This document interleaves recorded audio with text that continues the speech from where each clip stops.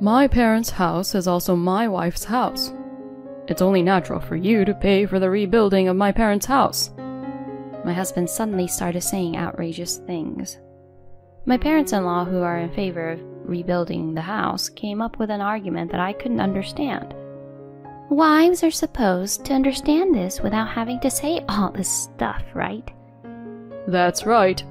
A wife should support her husband. If your husband says to pay for it, then do as he says. When I told him I wasn't going to pay, my mother-in-law gave me a hard time. My kind son decided to marry a trashy woman like you. Don't be selfish. I can't take it anymore. I need to get out of here. Thus, I strongly decided to get a divorce. My name is Emily. I was 34 years old when I married Ryan, the same age as me, and I've been living with him for 5 years. Since the beginning of our marriage, I have had the word divorce in my head on a daily basis. The first time it came to my mind was when Ryan suddenly quit his job. "I quit my job today," Ryan told me as soon as I got home. He had been working for an electronics company since he graduated from college, with a decent salary and a good bonus. I, on the other hand, work for a foreign cosmetics company and make about the same as Ryan. So when we got married, we decided to share equally in living expenses, rent, savings, and other money matters. And then he suddenly quits his job. "I'll choose the next job I want. Until then, Emily, please support us." Not only did he resign on his own accord, he also abandoned his living expenses. Hey, that's not what we talked about. Of course, I tried to talk him out of it, but he didn't care. "I've been thinking about retiring for a long time. Now that I'm married to you, we don't need my earnings to survive, right? Then I wouldn't have to do a job I don't want. I already know what I'm going to do next." Are you saying you're counting on my salary? That's too selfish. "I'm not asking you to let me be unemployed forever. Why can't I count on you for a few months?" A few months? You better promise me. I thought it would be impossible to support a family on my salary alone, but when he told me it would be a short term of a few months, I thought I might be able to do that. Looking back, that was probably a bad idea. At the time, I had just gotten married and I was still in love with Ryan. I forgave him before I heard any details about his next job. 3 months later, he finally got another job. But the pay is less than 2/3 of what he was making before, and he doesn't get a bonus. Ryan insisted that it was the best job he'd ever had because he got a lot of time off and the work was easy. I was beginning to distrust Ryan's insistence. Was he really willing to help support this family? My fears turned into certainty. My husband and I were at my parents-in-law's house when he started arguing with me about living expenses in front of them. "It's not fair to put money in the house at the same allocation as before, even though my salary has gone down. Dad, Mom, don't you think so?" When my in-laws heard that, they made me look bad, and they justified Ryan's actions. "It's a wife's job to support her husband. If Ryan's salary got lowered, then Emily, you should be putting in more money into the house." That's right. You're his wife. You have to support your husband. Ryan changed jobs to do what he wanted to do. You should be proud of that, right? Ryan got his parents on his side, blaming me. "See? My parents are saying this, so it shouldn't be a problem."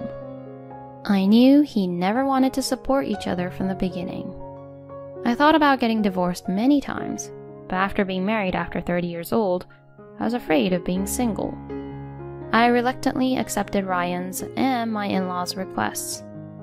I agreed to take care of the situation by asking Ryan to pay me 1/2 of what he had been paying before. But this was just the beginning. Ryan, a vain man, began to use the money we had saved together to buy things he wanted without consulting me. It seems that Ryan is a lot like his parents.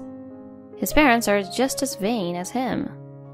My mother-in-law has been a stay-at-home mom since they were married, saying that it's not very presentable to work. And my father-in-law also said it's not cool to work after retirement. So, they both live on pensions. And yet they ask me for money to live on. It's the responsibility of a child to support a parent who lives on a pension, isn't it? That's right. You're supposed to give us money. I could understand if they asked their son Ryan, but asking me, his wife? But I tolerated all of that. It would be wrong to say I tolerated it. I just didn't fight it. I was already exhausted from working and housework. After all, I had to earn the money that Ryan didn't pay. And that's not all. Ryan began to say that he was going to rebuild his parents' house.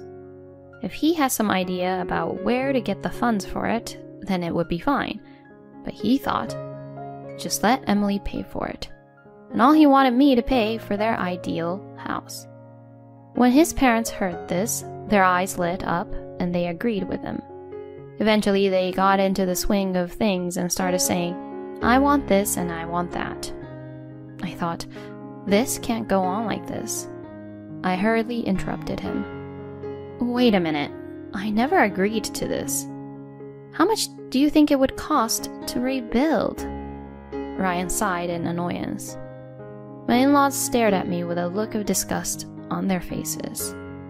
Hey, you know you're my wife, right? My parents' house is your house too. So of course, you'll pay for it to be rebuilt. And my in-laws also came after me. That's right. You should know this. You're so inconsiderate. Why can't you just say yes? I told you that a wife should support her husband. Your husband says he wants to rebuild the house? Why don't you obey him?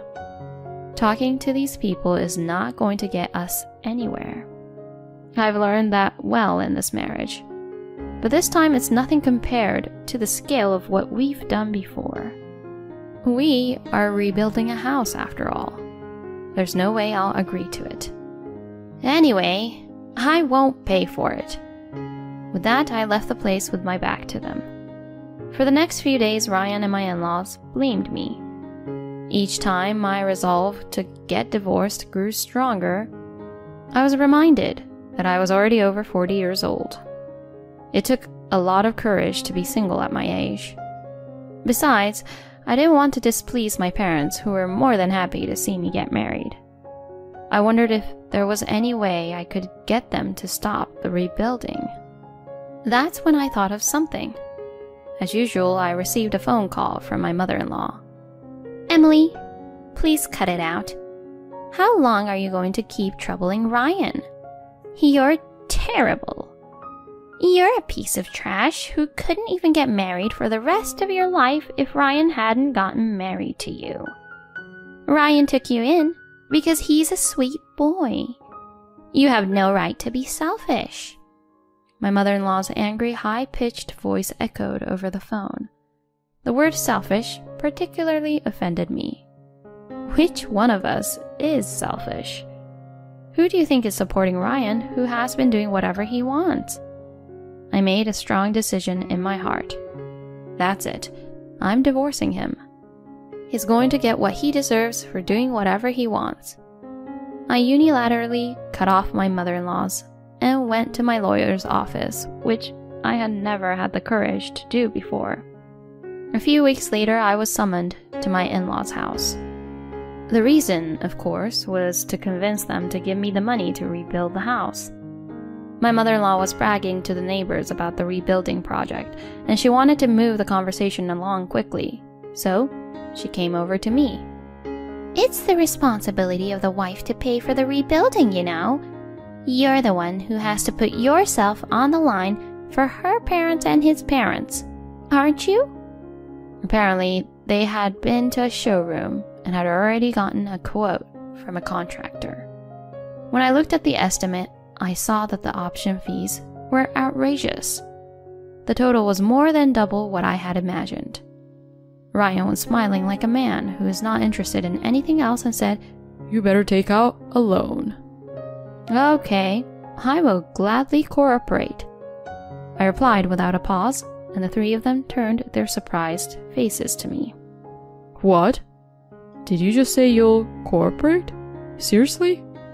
Ryan, incredulous, asks for confirmation with a straight face. Yes, I did, because you asked me to. Ryan's face breaks into a smile at that reply. Emily, I knew you would come around. That's my wife. I didn't know what was going to happen when you said you wouldn't pay, but I knew you'd understand. My in-laws are smiling and nodding their heads. Yeah, that's what being a wife is all about. I see you've learned to appreciate your husband's greatness too, Emily. From the day I said I would help out, I was in charge of all the financial aspects of the rebuilding. Meanwhile, Ryan and the in-laws had several meetings with the house builder, but I wasn't invited to any of them. I guess they thought they could handle the money. As time went by, they told me, "We're going to sign a contract with a house builder, so you'll have to be there." When it comes to contracting, the house builder has to get their financial affairs in order. They told me to bring documents related to the mortgage, but I didn't apply for a loan. Instead, I packed dozens of divorce papers in my bag and headed for my in-laws' house. My mother-in-law, feeling a little giddy, said, "The deal is in the afternoon, so let's have lunch and then go." Ryan was very excited to hear that. Hey, I was wondering if we can still add options. I'd like an electric garage. Ryan's father leans in as well. I'm sure you can get one. A motorized garage sounds so convenient. They have no idea the despair they're about to experience. I'll finally be free from the hell I've been living in for the past 5 years. I couldn't suppress a smile as I looked at their happy faces. Let's have it then. Before we get started, I have to tell you something, I said, pulling out a divorce decree from my bag. Huh? What kind of joke is this? Is this some kind of sideshow? Ryan snickered when he saw the divorce decree. Emily, you have no taste. If you're going to make a joke like that, why don't you just make a witty one about how you took out a bigger mortgage or something? He snatched the divorce decree from my hand, crumpled it up into a ball, and tossed it in the trash. I immediately pull out a second set of divorce papers and shove it in front of Ryan's eyes. This is not a joke. This is not a sideshow. I'm divorcing you. Of course, I'm not your wife, and I don't have to pay for someone else's house to be rebuilt, do I? Ryan snatched the divorce decree from me and tore it into shreds. Don't be ridiculous. I'm not getting a divorce.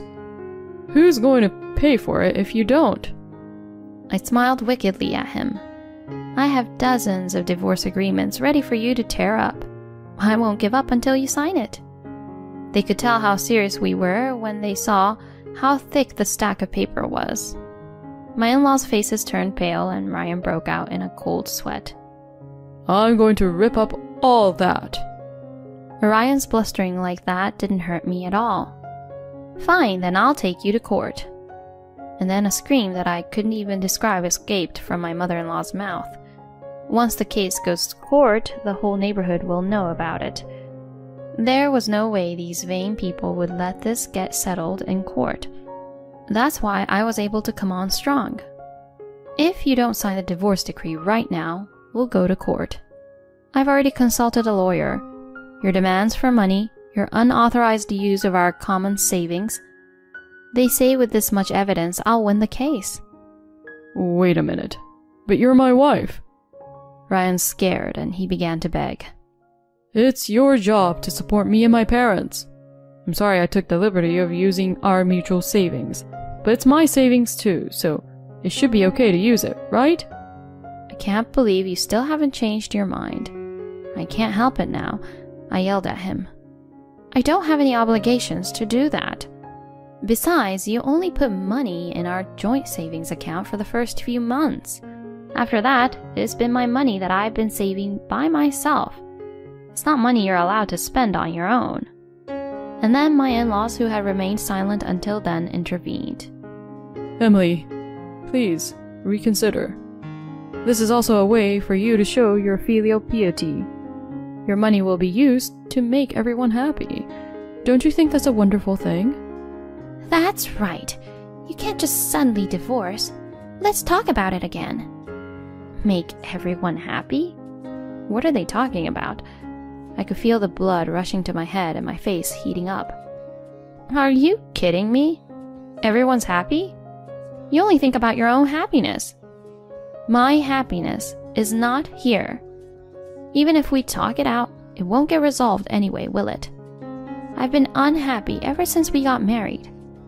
I countered, then turned my cold gaze on Ryan. I don't care if you don't sign the papers right now.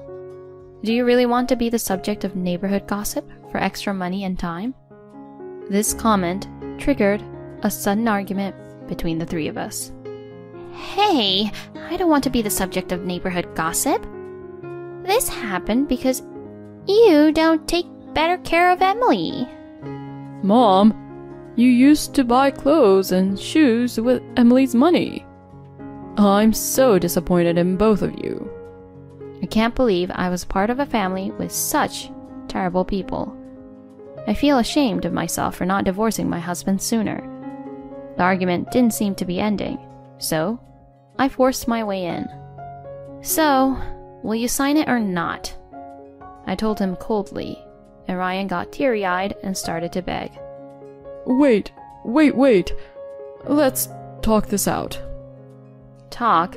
There's nothing to talk about with you. Okay, enough with the rebuilding. We can start over, and I'll make sure to pay my share. Start over? With you? Are you kidding? I've been thinking that our marriage was a failure ever since our honeymoon. Oh no. Emily, please, reconsider, okay? Shut up. You're just a miser who takes his wife's money. You can go to hell along with your vain parents. Anyway, sign the papers quickly. You're no good. No divorce. Then all of a sudden my mother-in-law screamed, "Sign the papers." I don't want the neighbors to look at me funny. You need to throw away a wife who acts like this. With my mother-in-law on the verge of insanity, Ryan reluctantly signed the divorce decree. I immediately took the divorce agreement and left the house without saying a word. I heard Ryan's mosquito-like voice behind me, but I didn't look back. The divorce went through without a hitch. I had been secretly preparing to move out of the house, so the move went smoothly. The house that Ryan and I were living in was rented in his name, and the rent was deducted from Ryan's account. Even though it was his account, I was the one who paid the rent every month. Eventually, after my divorce, Ryan was unable to pay the rent, so he moved back in with his parents. After the divorce was finalized, I get alimony payments from him.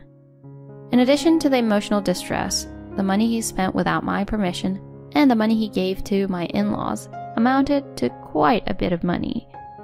The in-laws are the ones who care most about what others think of them. The fact that their son is divorced has caused them a lot of damage. They didn't want to make things worse than they already were, so they paid the amount of money I asked for without complaint. Of course, they don't have much money because their son has a small income and they are an elderly couple living on a pension. As a result, they ended up in debt. They are still living in the rundown house. My parents-in-law have been working part-time and Ryan has started working the night shift at his job. I, on the other hand, have returned home to live peacefully with my parents. My mother and father were surprised at first, but when I told them the reason, they welcomed me warmly. From now on, I'm going to take good care of my parents, which I haven't been able to do until now.